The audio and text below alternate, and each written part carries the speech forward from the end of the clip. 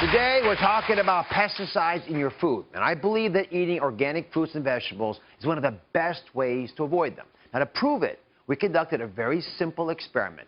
We went to a grocery store, and we bought conventional and organic produce. And then, we had them tested for pesticides. Here's what the lab found. We started with celery, just an example of what vegetables might be in our lives. We bought both organic and conventional celery, and we tested both for pesticides. In the organic celery, we found no detectable pesticide residue. In the conventional or non-organic celery, we found residues from 3 pesticides. 3 different types of pesticides were found, which means that these vegetables, even after being picked and shipped and processed, still had toxins in them, and you're bringing this into your home.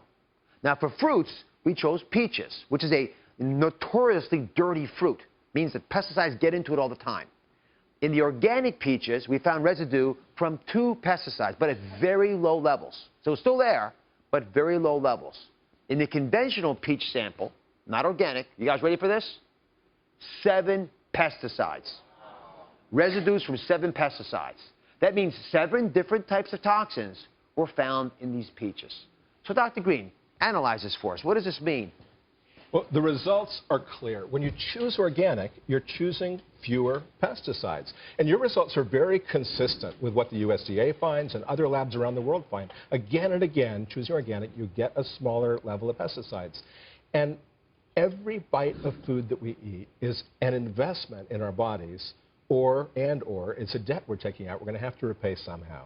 And organic is a good investment when it comes to reducing pesticides. How do you explain that there was still residue of 2 pesticides even in the organic peaches? Yeah, that's a great question. They're there at very low levels for a couple of reasons.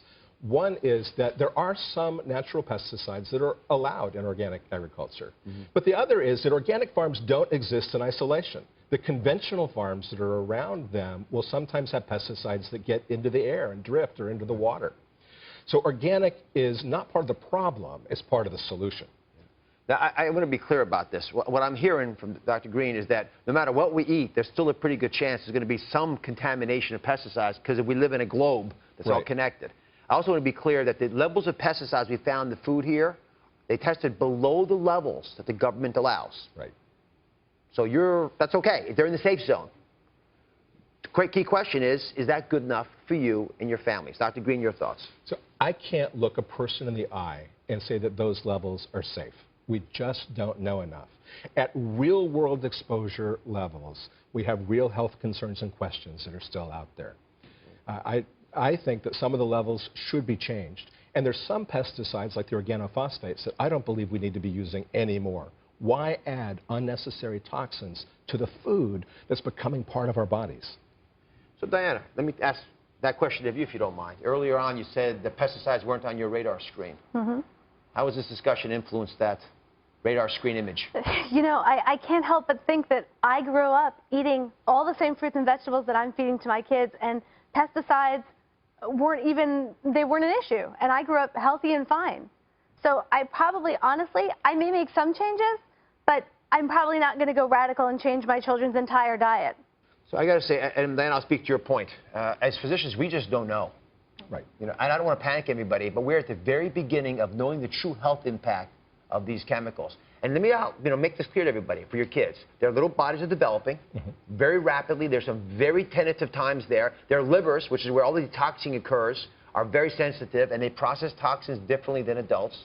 Their underdeveloped immune systems provide far less protection than an adult's immune system. And frankly, I'm worried about all their organs, but especially their brains, because they are vulnerable at this critical moment of growth at young age. So, Dr. Green, even the EPA is a moving target. They're changing their opinions of how much pesticide we can allow in our diet. Yeah, the EPA is making this a major issue, and I'm really glad. They've already lowered the levels allowed on some pesticides, and I believe they'll push that bar forward. Pesticides may turn out to be the next lead. We used to all think when I was growing up that lead was fine, it wasn't affecting us. Then we learned it was affecting the brains, we got rid of it in gasoline, and everyone's IQ went up a little bit. I think we have potential for that. Did it really? Yeah. Can you imagine that? I mean, making the kids dumb, maybe. Because of pesticide exposure? Let me give you good news, because there are things you can do to make a difference. It turns out that kids who had previously had high levels of pesticide residue in their urine saw that level drop significantly after just 5 days of eating organic food. 5 days, folks. Well, while we're all figuring out the data, I think we've got some action steps. And I think your kids, all of our kids, deserve better than to be part of a national chemistry experiment. So I don't want anyone thinking that you need to eat less fruits and vegetables. We've made that point really clearly. But I do think you can get your kids to eat healthier one way or the other by choosing the right foods to make organic. So I'm saying it clearly now. I want you to eat organic foods. And when we come back, I'm going to tell you exactly which ones to start with. Stay with us.